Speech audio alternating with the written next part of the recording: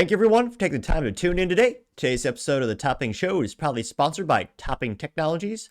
Topping Technologies is an IT value-added reseller and services company with a special proficiency in IT security. Heck, I see their founder at least twice a day. Guys say he's quite handsome and brilliant. He's me, see, that's a joke. If you're an IT leader or a business owner, we reach out to the team at sales@toppingtechnologies.com. Also, still giving away a free flamethrower with every IT purchase, and it does come with a Picatinny rail adapter, so you can mount it to any standard AR-15, like all awesome accessories can be. Go to toppingtechnologies.com to learn more and see me shoot a flamethrower. Lastly, try to get to 5,000 subscribers by the end of the month, so if you can click that button and tell your friends, I would greatly appreciate it. Now, going over to the business part of the podcast, you have Nissan's new CEO is an actual driving enthusiast. He may very well save the company. Perhaps. It is a uphill battle, needless to say. Now, this comes with thanks to Motor1.com, and it's beautiful. It's one of the few times in the automotive segment of the show I don't have to give a visual disclaimer because we're looking at some ugly abomination. This is a gorgeous-looking Nissan, which narrows it down because there's like two. But in all seriousness, this is a nice orange Z. Look at that there. Which, again, looks pretty cool. It's starting to grow on me. Price point is a little above my pay grade, so not in the books now, but shoot. Someday, it is also sad to think the only twin-turbo V6 with a stick shift on the market in the US, new, that's it. Also shows kind of a rare, cool breed it's become, and also sad that, automotive is just changing more and more. I would argue mostly not for the best, but nevertheless. Now, he also promises to bring the GTR back, and ideally the Silvia, which, I mean, not sure how much enthusiasm there is for the previous Silvia, but an actual updated GTR, that'd be nice. They've been, I don't want to say lazy the past over decade, but every GTR past couple decade has been slightly different color paint, slightly different body panel molding, 2 more horsepower, still an automatic. Yeah, don't get me wrong, they're really cool drag cars. You can build them up to 1,000 horsepower, yada yada. But I'm not the only one who wanted that thing in third pedal. Granted, out of my income bracket to get one of those, but nevertheless. Now, this is credited to Adrian, who's a writer at thedrive.com. Here you can actually see one of the old GTRs, which, again, if you the past 20 years, they've all looked so similar. And all automatic. That is perhaps the biggest eyesore, the biggest issue I ever had with the GTR. Such a lost opportunity. Now, Adrian, again, credited to the writer at Motor1.com, says, quote, Ivan Espinoza has been with Nissan since 2003, working his way up to Chief Planning Officer before recently appointed to CEO.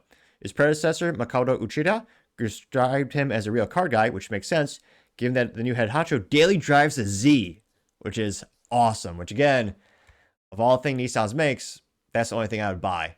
It's I was about to say slim pickings. There's really nothing else in the Nissan portfolio I would ever want to drive. But again, that is a really cool new sports car. Yes, it does carry over a lot of the pieces and components from the 360Z and the 350Z, but still, though, they pulled it off a sports car in 2024, which is in 2025, which is a rare thing. As some of these companies are making just crossovers and SUVs and mostly boring vehicles. Now, they also say that, quote, he was actually involved in the development of the current generation, and this model he's most proud of working on, which is even cooler. The enthusiast, though, through and through, the 46-year-old Mexican wants to revive other sports car nameplates.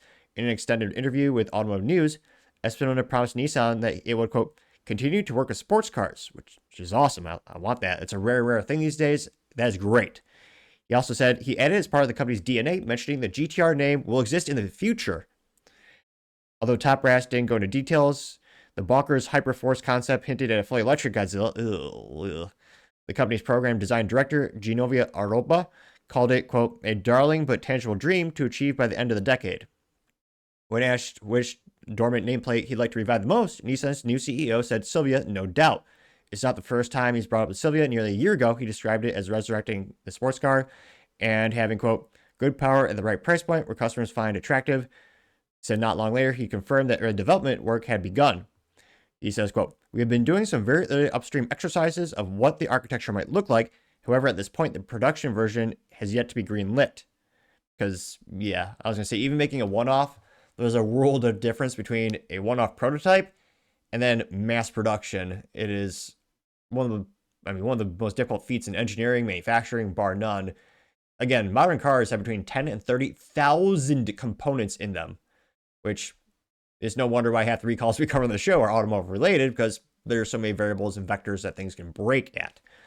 Now, they continue saying, quote, if you're still convinced that he's an enthusiast, consider this. His passion for the cars were fueled by a soft spot for the 300Z, which ultimately inspired him to work for Nissan, which, when I was a kid, that was a turning point for Nissan.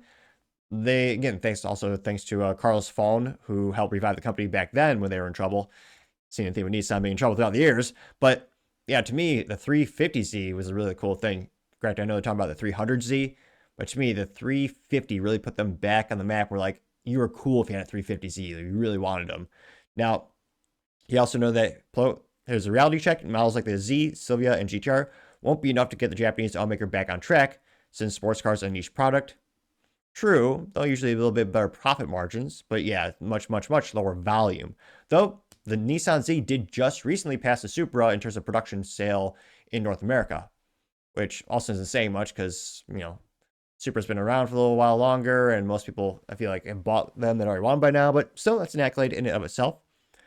Now, they continue saying, quote, a smarter strategy would be a comprehensive overhaul of the lineup, not using crappy CVT transmissions. Well, I added that part because, to me, that's what destroyed Nissan.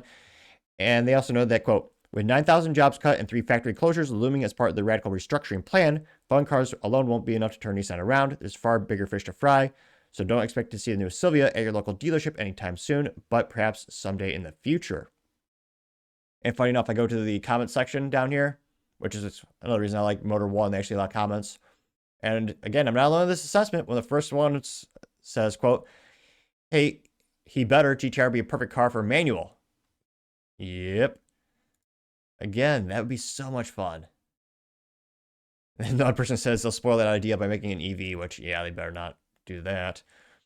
So it's cool to see that the CEO is actually passionate about driving and the brand's history. And it'll be interesting to see. It will be interesting to see what kind of moves he does in terms of how viable can they make a turnaround plan. But let me know. Do you think he'll do better than his predecessor and previous CEO? Let me know in the comments, because as always, be fascinated to hear what you have to say. Thank you, everyone, for taking the time to tune in today. Again, try to get to 5,000 subscribers by the end of the month. So if you can click that button, I greatly appreciate it. Also, give me a thumbs up, thumbs down, or a comment. It's a great way to give me some additional feedback, letting me know how I can make the show better and better. Lastly, don't forget to take time to tell your family, tell your friends, tell your coworkers, heck, tell your enemies, anyone and everyone. Just stay safe and fight the good fight.